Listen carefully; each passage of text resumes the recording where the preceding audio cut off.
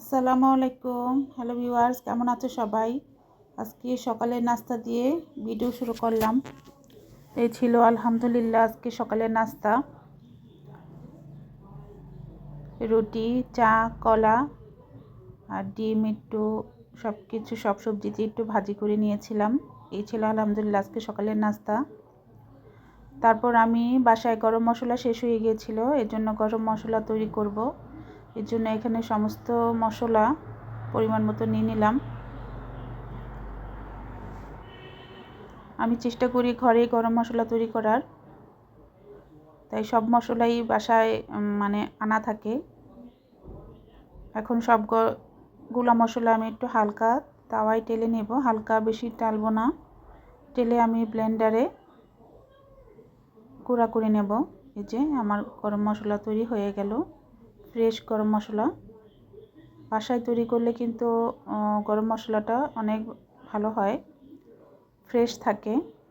এই জন্য আমি বাসায় তৈরি করি। তারপর একটা বয়ামে ভরে নিলাম। এটা আমার অনেক দিন চলে যাবে। এটা আমি নর্মাল ফ্রিজে সংরক্ষণ করব, যতটুকু লাগে বের করে রান্না করব, তারপর আবার রেখে দিব এয়ারটাইট করে। যে এক বয়াম গরম মশলা তৈরি করে নিলাম। এখন আমি দুপুরে রান্নায় চলে যাব। আজকে রান্না করব বিরিয়ানি। এর জন্য মাংসটা আমি ভালো করে সব মশলা দিয়ে, বিরিয়ানি রান্নার যত মশলা আছে সব মশলা দিয়ে ভালো করে কষিয়ে নিচ্ছি। রেসিপিটা শেয়ার করলাম না, কারণ বিরিয়ানি রান্না করতে সবাই জানে। আমি শর্টকাটের মধ্যে রান্না করছি, তাই আজকে শুধু কি রান্না করছি তাই তোমাদের সাথে একটু শেয়ার করব। এখানে পোলাও চালগুলো একটু তেলের মধ্যে ভেজে নেব। ভাজা হয়ে গেলে আমি মাংসগুলো ঢেলে দিলাম পোলাওর মধ্যে। তারপর চালের সাথে মাংসটা মিশিয়ে আমি পরিমাণ মতো পানি দিয়ে দিব। এই যে পানি দেওয়া হয়ে গেছে। পানি দেওয়ার পর ভালো করে মিশিয়ে এখানে আমি গুঁড়া দুধ দিয়ে দিলাম। গুঁড়া দুধ দিয়ে নাড়াচাড়া করে এখানে আমি মটরশুঁটিও দিয়েছি। ডিপ ফ্রিজে ছিল মটরশুঁটিগুলো, এগুলো আমি দিয়ে দিলাম। আলু বোখারা, মটরশুঁটি এগুলো দিয়েছি।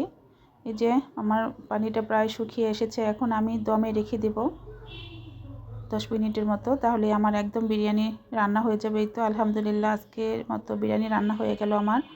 খেতে কিন্তু অসম্ভব মজা হয়েছিল।